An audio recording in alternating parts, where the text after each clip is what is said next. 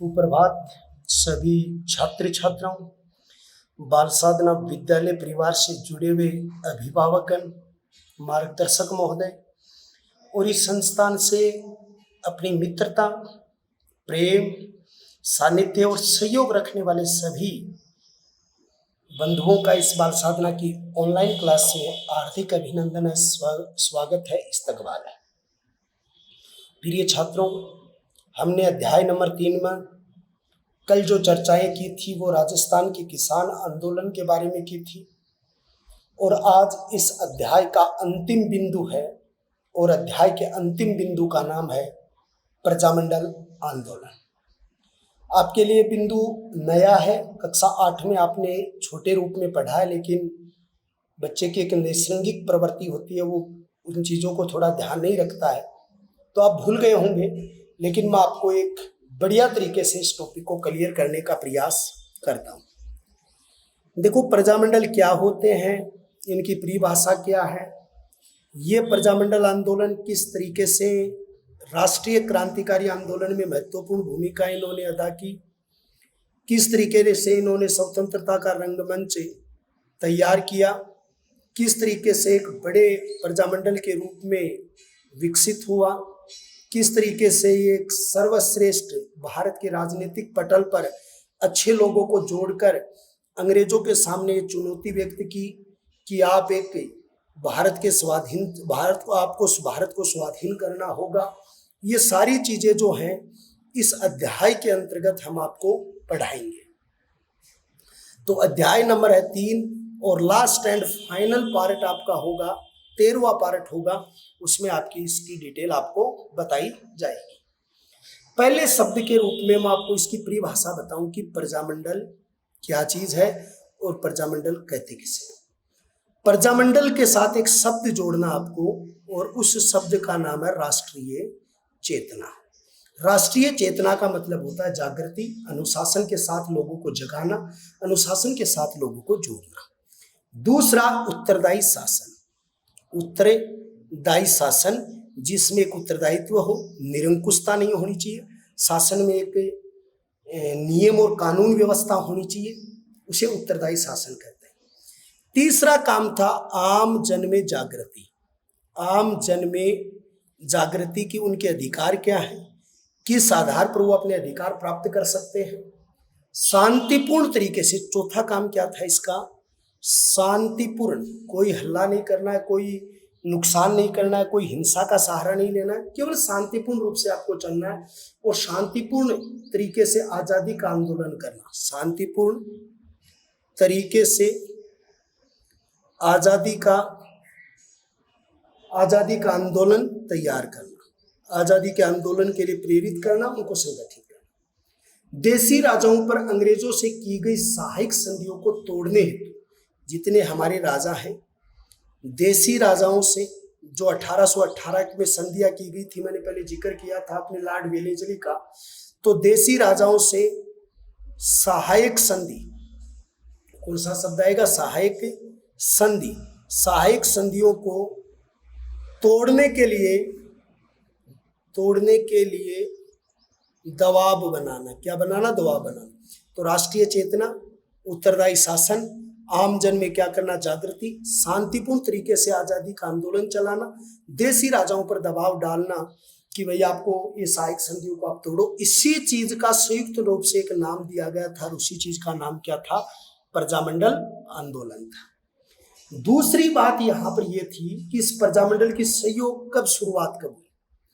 प्रजामंडल आंदोलन को सही रूप से गति मिली थी वो दिसंबर 1927 ईस्वी में मिली थी, और दिसंबर 1927 ईस्वी में एक संस्थान का गठन हुआ और उस संस्थान का नाम था अखिल भारतीय देशी राज्य लोक परिषद। अखिल भारतीय देशी राज्य लोक परिषद।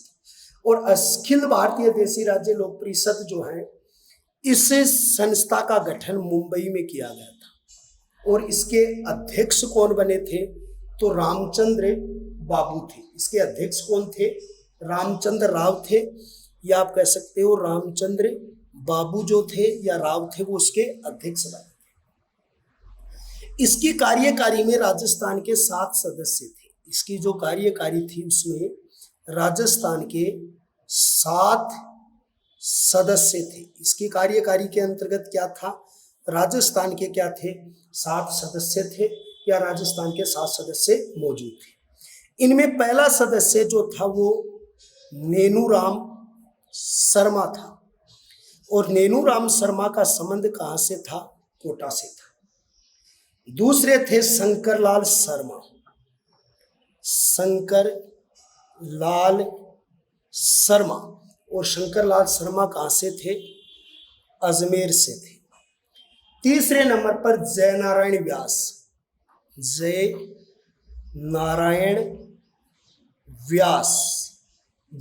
व्यास वह कन्हैयालाल कतरी, वह कन्हैयालाल कलत्री कौन थे, कलियत्री थे। और कन्हैयालाल कलियत्री जो थे वो कहाँ से थे, जोधपुर से थे। तो 2 व्यक्ति जोधपुर से, जयनारायण व्यास और कन्हैयालाल कलत्री। 2 ही बीकानेर से थे, रामदेव पोदार व बालकिशन पोदार। कौन थे, बालकिशन पोदार। तो ये दोनों थे वो बीकानेर से। और एक सदस्य था त्रिलोक चंद्र माथुर, वो करौली से था। बच्चों ये चीज कंपटीशन की है, ये प्रश्न पूछा गया कंपटीशन में। विजय सिंह जी पथिक कंपटीशन में पूछ लिया गया, नेनूराम शर्मा जी पूछ लिया गया। तो ये सारी चीजें आपके कंपटीशन के लिए अति महत्वपूर्ण है कि राजस्थान के 7 सदस्य थे, नेनूराम शर्मा कोटा, शंकरलाल शर्मा अजमेर, जयनारायण व्यास, कन्हैयालाल कलत्री जोधपुर, रामदेव पोदार, बालकिशन पोदार, त्रिलोक चंद माथुर करौली से इसके अंतर्गत क्या हुए थे, शामिल हुए थे ये सदस्य। इस संस्था की स्थापना का मुख्य उद्देश्य क्या था, तो मुख्य उद्देश्य क्या था, तो इसका मुख्य उद्देश्य क्या था, किस तरीके से भारतीय देशी रियासतों में वैध और शांतिपूर्ण, यानी भारतीय देशी रियासतों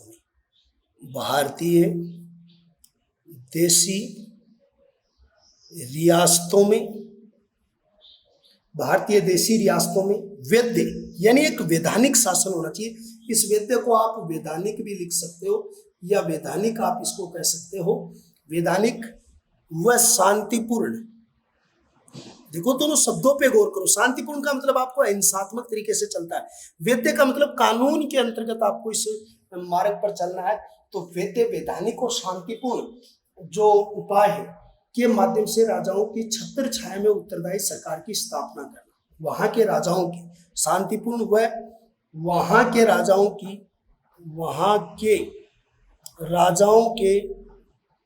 की छत्र छाया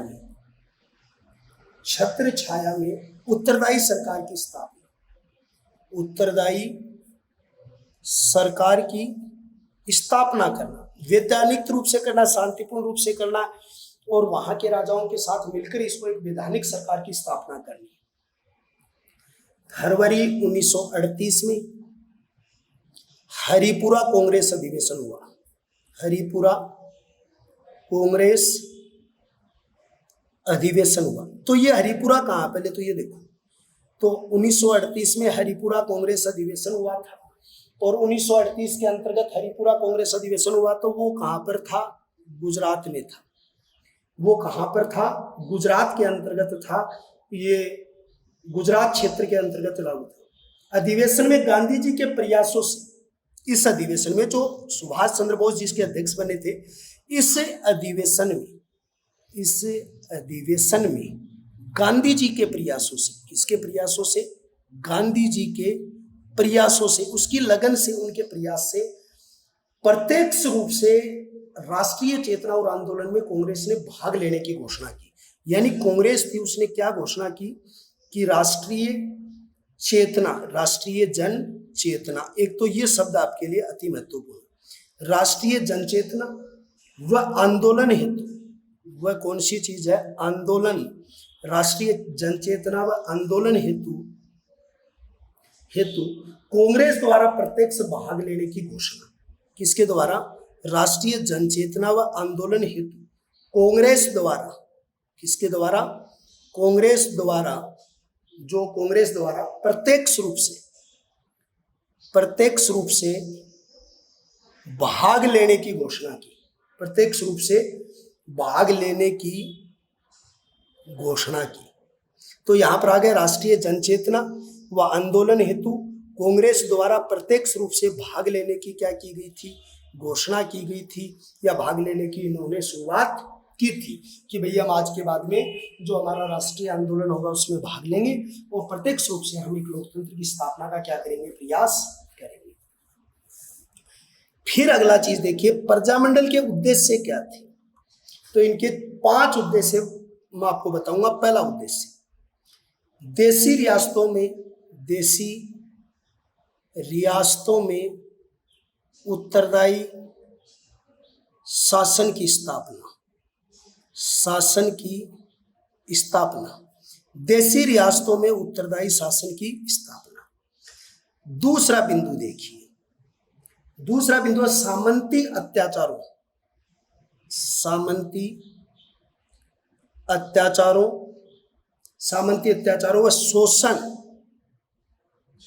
व शोषण का विरोध। सामंती अत्याचारों व शोषण का विरोध। तीसरा, देशी रियासतों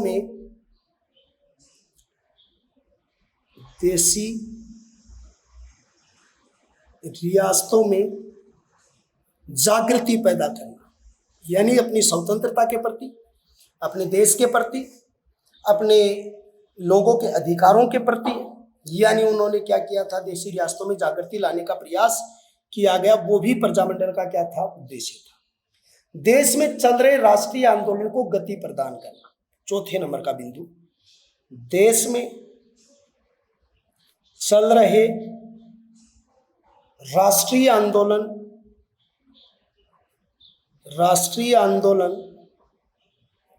को गति प्रदान करना, यह भी एक महत्वपूर्ण कारण है। तो पहला कारण है देशी रियासतों में उत्तरदायी शासन की स्थापना, सामंती अत्याचार और शोषण का विरोध करना, देशी रियासतों में जागृति लाना, देश में चल रहे राष्ट्रीय आंदोलन को एक नई गति या नवीन गति प्रदान करना, और लास्ट कारण था सभी रियासतों के संगठन की भावना का संचार करना। सभी रियासतों में संगठन की भावना का संचार करना। ये 5 बिंदु हैं जो उस समय राष्ट्रीय एकता के मार्ग को प्रशस्त करती हैं या उसे क्लियर करती हैं। अगली चीज यहां पर आती है राजस्थान के विभिन्न प्रजामंडल। राजस्थान के विभिन्न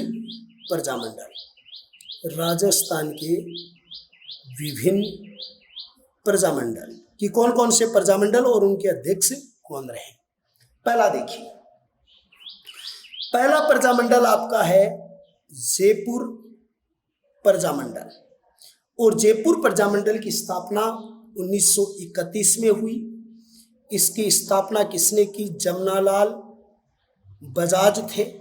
इनको गांधी का 5वां पुत्र कहा जाता है, और कपूर चंद पाटनी थे।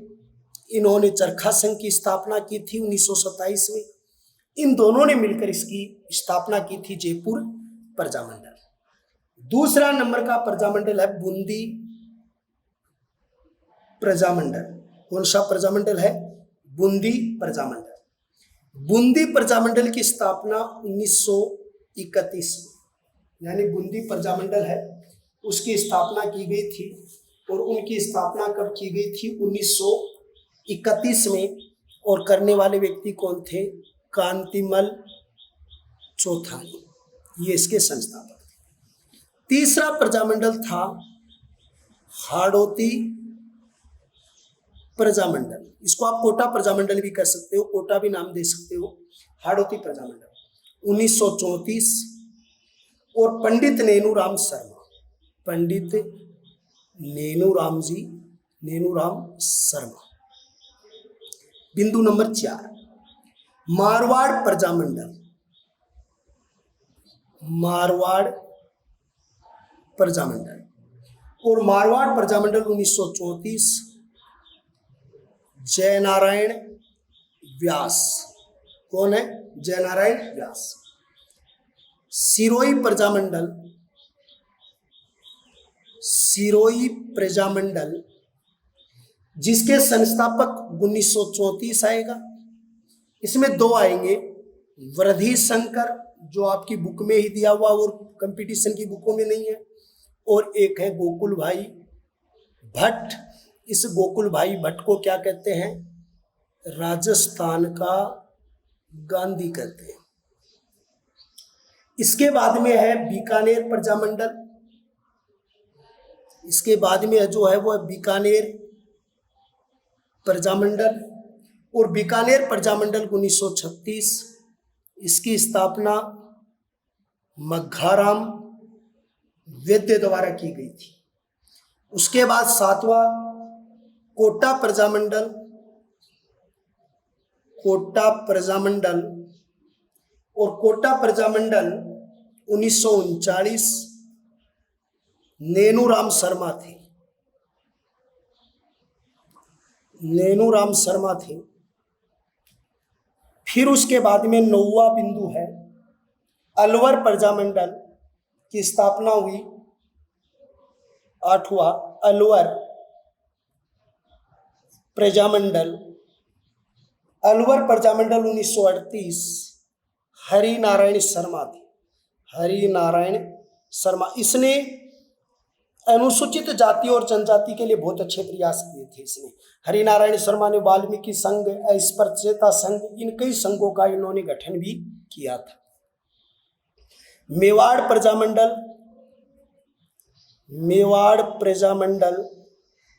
तो मेवाड़ प्रजामंडल 1938 माणिक्यलाल वर्मा। कौन थे? माणिक्यलाल वर्मा थे।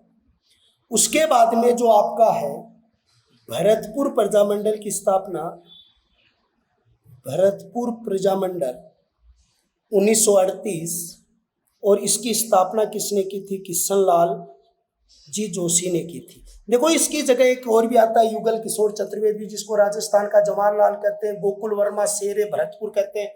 ये चीजें आपके लेवल में नहीं है, फिर भी बहुत सारी भावनाएं कहती हैं कि बच्चों को हर चीज बताई जाए। फिर भी अगला प्रजामंडल शाहपुरा प्रजामंडल सबसे छोटी रियासत थी भाई ये शाहपुरा। ये एकीकरण के समय सबसे छोटी रियासत थी, जिसमें प्रजामंडल के संस्थापक रमेश चंद्र ओझा जो हैं वो इसके संस्थापक रहे हैं। उसके बाद यहाँ पर धौलपुर प्रजामंडल नगरीय प्रचारणी संस्था भी बनी थी। यहाँ धौलपुर प्रजामंडल 1938 ज्वाला प्रसाद जिज्ञासु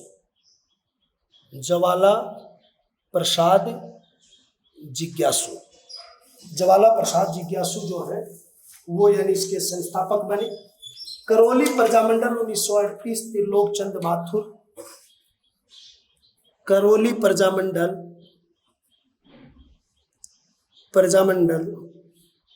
1938 त्रिलोक चंद माथुर। किशनगढ़ प्रजामंडल, अगला जो प्रजामंडल है उस प्रजामंडल का नाम है किशनगढ़ प्रजामंडल। ये किशनगढ़ अजमेर का हिस्सा आज है, और उसके संस्थापक 1939 कांतिमल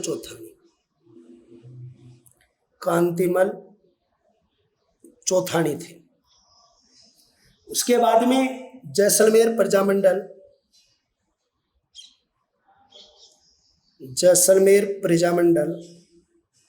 और जैसलमेर प्रजामंडल 1945, इसके संस्थापक थे मीठालाल व्यास। देखो इसमें और भी जुड़ेंगे, रघुनाथ सिंह मेहता भी जुड़ेगा, ईदान सिंह भी जुड़ेगा, माहेश्वरी संगठन भी बनेंगे। लेकिन आपके नहीं, आपके अगर इस प्रजामंडल से आएगा तो ज्यादातर नुटाइप ही पूछने के आसार मुझे लग रहे हैं कि आपसे नुटाइप यही चीज पूछी जाएंगी उसके अंतर्गत। तो अगला प्रजामंडल आपका है वह कुशलगढ़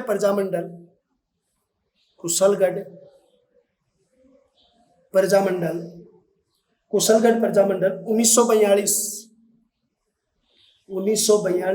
भंवरालाल निगम, लाल निगम। उसके बाद डूंगरपुर प्रजामंडल, अगला जो प्रजामंडल है डूंगरपुर प्रजामंडल, और डूंगरपुर प्रजामंडल 1944 भोगीलाल पांड्या। कौन है? भोगीलाल पांड्या। बांसवाड़ा प्रजामंडल, बांसवाड़ा प्रजामंडल 1945 भूपेंद्र नाथ त्रिवेदी। उसके बाद प्रतापगढ़ प्रजामंडल, और प्रतापगढ़ प्रजामंडल 1945 अमृतलाल पाइक इसके संस्थापक हैं। और लास्ट एंड फाइनल प्रजामंडल आपका होगा झालावाड़ प्रजामंडल 1946, और इसके संस्थापक हैं मांगीलाल भव्य जो हैं। ये देखो इतने प्रजामंडल आपके, इनमें आपको नोटाई पूछा जाएगा, जैसे जयपुर या तो तिथि आपको पूछ लेगा या इनके नाम पूछ लेगा। अभी जो 10वीं की एग्जाम नहीं हुई है उसके लिए भी काफी महत्वपूर्ण है, और ये जो कंपटीशन की तैयारी करने वाले हैं उनके लिए आपकी बुकें इसीलिए बहुत बार महत्वपूर्ण हो जाती है कि उनके अंतर्गत आपकी चीजों में से बहुत सारी चीजें पूछ ली जाती है। राजस्थान में विभिन्न प्रजामंडलों में अनेक महिलाओं ने भी भाग लिया। कई बार पूछ लिया जाता है कि कौन कौन सी महिलाओं ने भाग लिया, या राजस्थान के प्रजामंडल में महिलाओं की भूमिका क्या रही थी। तो जैसे रामादेवी पांडे थी, इसका रामादेवी या रामादेवी पांडे ये महिला थी जिसकी इस प्रजामंडल आंदोलन में महत्वपूर्ण भूमिका रही। सुशीला देवी थी, उसकी इस प्रजामंडल में काफी महत्वपूर्ण भूमिका रही। इंदिरा देवी थी, इसकी भी महत्वपूर्ण भूमिका इसमें रही थी। अंजना देवी थी, अंजना देवी की भी इस प्रजामंडल में महत्वपूर्ण भूमिका रही। तो रामादेवी पांडे, सुशीला देवी पांडे, इंदिरा देवी पांडे, अंजना देवी पांडे। अगली चीज है भारत छोड़ो आंदोलन, और भारत छोड़ो आंदोलन में गोरजा देवी जो महिला थी, सावित्री देवी महिला इसमें योगदान, सावित्री देवी भाटी जो थी।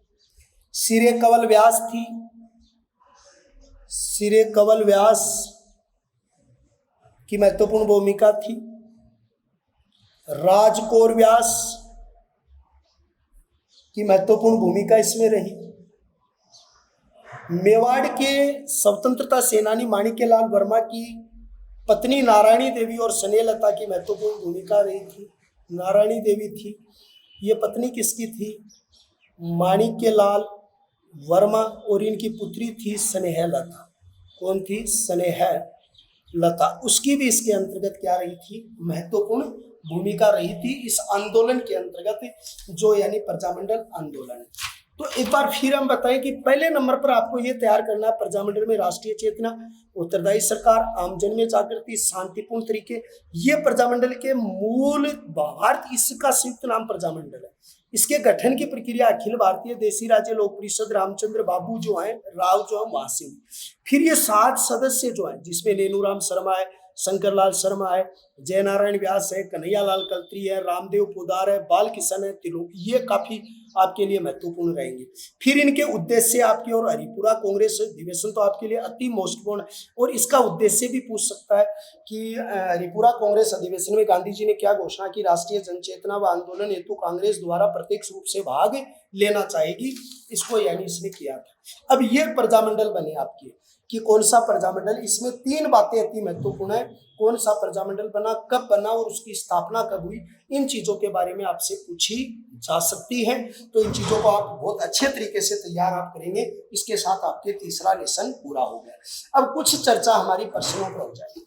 देखो, प्रजामंडल से छोटा प्रश्न आएगा, लेकिन किसान आंदोलन पर 4 लाइन का प्रश्न भी आ सकता है, 3 लाइन का भी आ सकता है, 2 लाइन का भी आ सकता है, आंदोलन पर भी आ सकता है।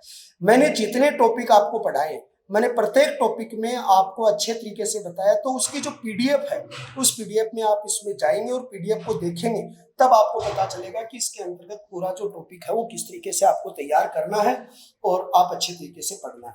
और उन प्रश्नों के आगे वालों के जवाब दोगे जो नहीं आए, वो मेरे नंबर, इस पे कॉल नंबर मैंने लिखे हैं, तो उस पर आप मेरे से पूछ सकते हो। तो प्रिय छात्र छात्राओं, मैं जहाँ तक सोचता हूँ आपको ये बाल साधना की ऑनलाइन क्लास बहुत अच्छी तरीके से पसंद आ रही है। आप अच्छा पढ़ रहे हैं, अच्छे नोट्स बना रहे हैं, अच्छी तैयारी कर रहे हैं और अच्छे रूप से आप इस वैश्विक महामारी के इस दौर में जो एक दुविधा बनी है, उस दुविधा का सही फायदा और बेनिफिट आप ले रहे हैं। तो आप जुड़े रहें, नियमित रूप से आप पढ़ते रहें। कोई भी तरीके की दिक्कत आए स्कूल के किसी भी शिक्षक से आप तुरंत संपर्क करें और उस चीज़ को आप पढ़ें। और फिर जो ही हमारी जो गवर्नमेंट की स्वीकृति हमें मिलती है, उसके बाद में जो हम एक नए सिरे से हम पढ़ाई शुरू करेंगे, तो ये पीडीएफ और ये नोट्स आपके बहुत अच्छे काम आएंगे, क्योंकि आप इनको अगर नियमित रूप से आपने पढ़ा तो आपको ये दिक्कत नहीं आएगी कि हमें कौन सी चीज़ पढ़ा रहे हैं, कैसे पढ़ा रहे हैं। तो आप सभी स्वस्थ रहें, परिवार का ध्यान रखें, बूढ़े दादा दादी का ध्यान रखें। और उसके बाद में हम एक बार फिर जुड़ेंगे। कल की क्लास में हम चौथा लेसन विश्व का इतिहास होगा और उस टॉपिक में मिलेंगे। आज थोड़ा टॉपिक छोटा है क्योंकि पाठ पूरा हो गया, तो कल हम उस टॉपिक में, नए टॉपिक में चलेंगे। जय हिंद, जय भारत, शुभ दिन हो आपका और शुभ आशीर्वाद।